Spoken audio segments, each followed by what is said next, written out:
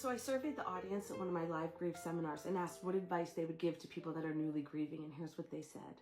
That your grief may take longer than most people think, that your grief may take more energy than you may have imagined, that your grief will involve many changes and be continually developing, that your grief will show itself in all shapes and sizes of your life, psychological, social, and physical, that your grief will depend on how you perceive the loss, yes, that you will grieve for many things, both symbolic and tangible, that you will grieve for what you have lost already and for what you have lost for the future. Your grief will entail mourning the loss, your hopes, your dreams, and unfulfilled expectations that you held with that person, and all of the dreams that you had for the future. So sad. Your grief will involve a wide range of variety of feelings and reactions beyond only sadness. The loss usually resurrects old issues, feelings, and unresolved conflicts from the past. You may have some identity confusion as a result of major loss. The reactions you experience may be quite different that you may have had expected.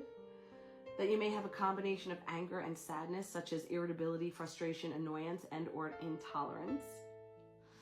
You may experience some form of anger and guilt. You may have a lack of self-concern. You may experience grief spasms, acute to surges of grief that occur suddenly with no warning.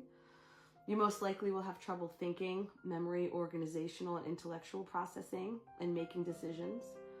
Sometimes you may feel like you're going crazy. You may obsess with the loss and be preoccupied with the loss at times. You may begin to search for meaning and may question your faith and or your philosophy on life.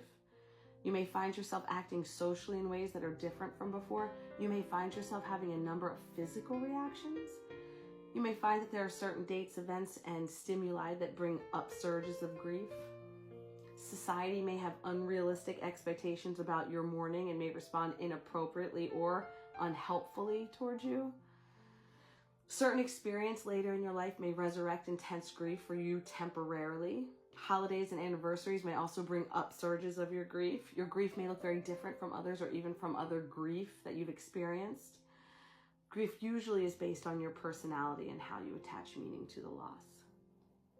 I feel like I resonate with all of those. How about you?